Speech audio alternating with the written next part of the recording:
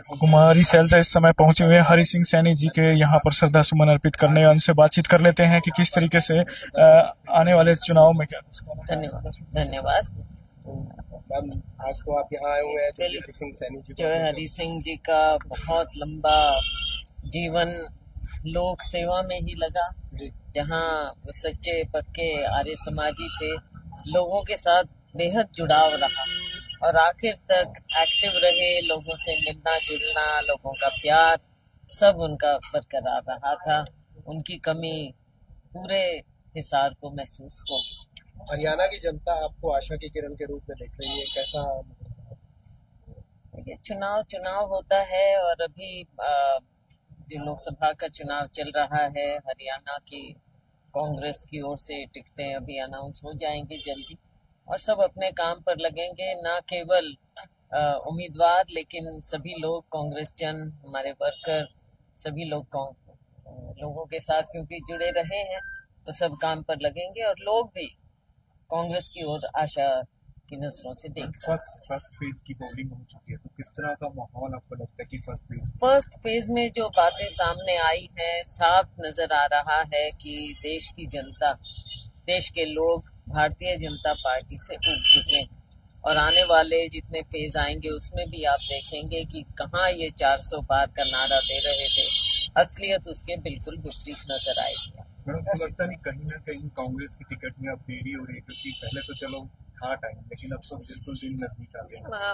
मुझे उम्मीद है कि 1-2 दिन में जल्दी ही कर दें।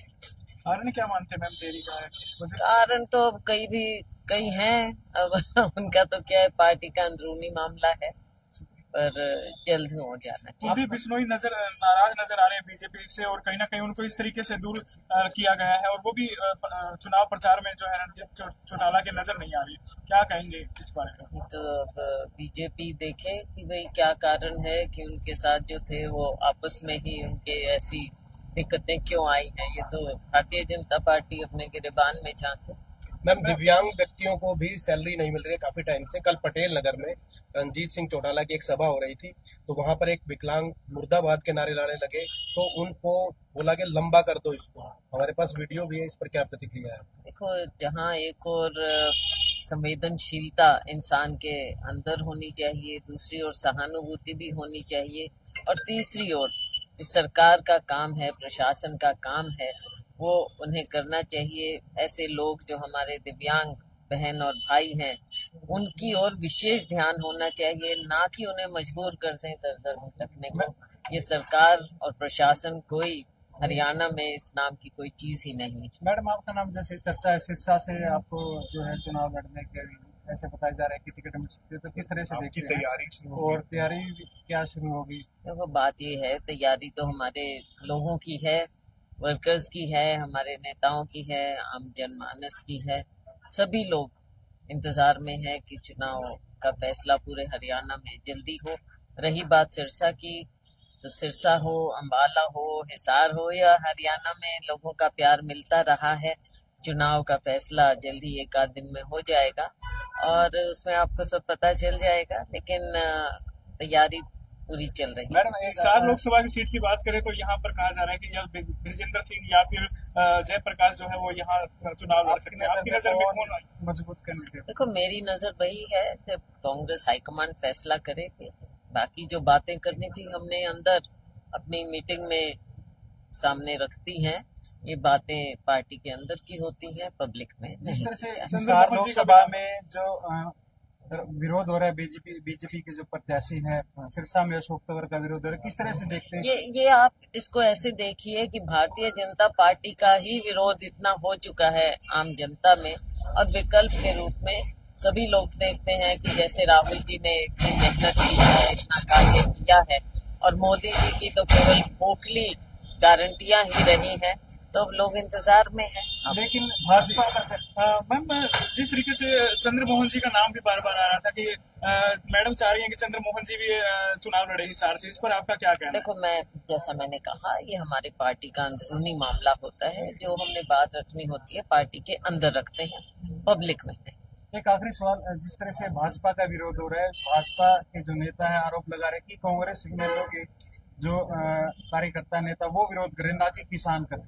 देखो, कांग्रेस इस तरह से विरोध नहीं करती है। हमारी कांग्रेस की आस्था हमेशा लोकतंत्र में रही है और रहेगी।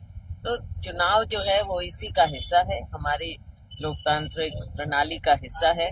और हम समझते हैं कि चुनाव के समय में ही हम और लोग वोट के अपने अधिकार का इस्तेमाल करते हुए दिखा दें और इस सरकार को दिखा दें जिसका लोकतंत्र में कोई विश्वास नहीं। उम्मीद करें आज या कल में टिकट अनाउंस। उम्मीद करो। मैम, आप एक वरिष्ठ नेत्री हैं, आप छत्तीसगढ़ भी जाती है, आप उत्तराखंड की भी अब प्रभारी हैं, तो देश का माहौल क्या देख रही है कि जैसे एनडीए बोल रहे 400 पार, बीजेपी 370 पार, तो क्या लग रहा है आपको कि कांग्रेस कहाँ स्टैंड करेगी और बीजेपी कहाँ स्टैंड करेगी? भाजपा तो 400 पे पहुंच गए थे, लेकिन फिर उनको दिखने लगा तो कहीं वो 370 पे आ गए। इनका वही हश्र होना है जो 75 पार का हुआ था।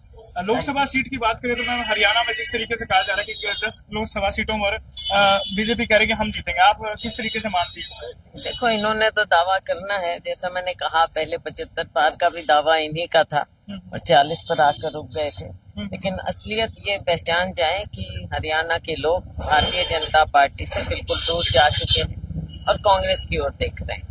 धन्यवाद हमसे बात करना। अंत में क्या संदेश देना चाहिए? बस हो गया। बाद में। तो इस समय लाइव तस्वीरें आप देख पा रहे हैं, हरि सिंह सैनी जी की कोठी पर यहाँ पर पहुंची है कुमारी शैलजा और यहाँ पर पुस्तक का विमोचन करते हुए, ये देखिए दयानंद सरस्वती जी की पुस्तक का विमोचन करते हुए उन्होंने कई बातें कही और कहा है कि जल्द ही एक आजकल में जो है टिकटों का आवंटन जो है होने वाला है, उसी को लेकर के अभी चर्चाएं लगातार चल रही हैं इस समय। तो हिसार में कुमारी शैलजा जो है वो पहुंची, उन्होंने कहा कि भाई बीजेपी तो केवल दावे करती हैं लेकिन जमीनी हकीकत से बिल्कुल परे है, दूर है। वहीं पर यहाँ पर आप देखेंगे तो कुमारी शैलजा ने कई बातें की, कई कटाक्ष किए बीजेपी पर भी और अन्य पार्टियों पर भी। उन्होंने ये भी कहा कि भाई आने वाले चुनाव में जो टिकट है वो जल्द ही अनाउंस होगी और सिरसा लोकसभा की बात की जाए तो उसको लेकर साफ तौर पर कहा गया है कि भाई जो है वो तैयारियां कार्यकर्ता कर रहे हैं, यानी सिरसा से लगभग तय है अब बात हिसार लोकसभा की। सर, यहाँ पर कुमारी शैलजा जी पहुंची है हिसार में, क्या कुछ गई है, किस तरह का संदेश उन्होंने दिया है कार्यकर्ताओं को, क्या कहेंगे? ये चौधरी हरि सिंह पुण्यतिथि पर आए हैं, ये तो पहले बीच में आ नहीं पाए थे, तो दिल्ली से अभी सीधी आई है, अब दिल्ली वापसी जा रही है, इसलिए आए। तो चुनाव को लेकर किस तरह की तैयारियां आप लोगों की तरफ से की? चुनाव की 1-2 दिन में जो है हमारे प्रभारी जो ऊपर के हैं, जो सीनियर नेता हैं, वो घोषणा कर देंगे और उसमें हम जुट जाएंगे। कांग्रेस पार्टी की बड़ा जीत है हर हालत से। हिसार से किसकी लग रही है सर सीट, कौन है हिसार से? देखो, ये तो हाईकमान फैसला करेगा किसको टिकट देता है, अभी इस बारे में हम तो कुछ कह नहीं सकते।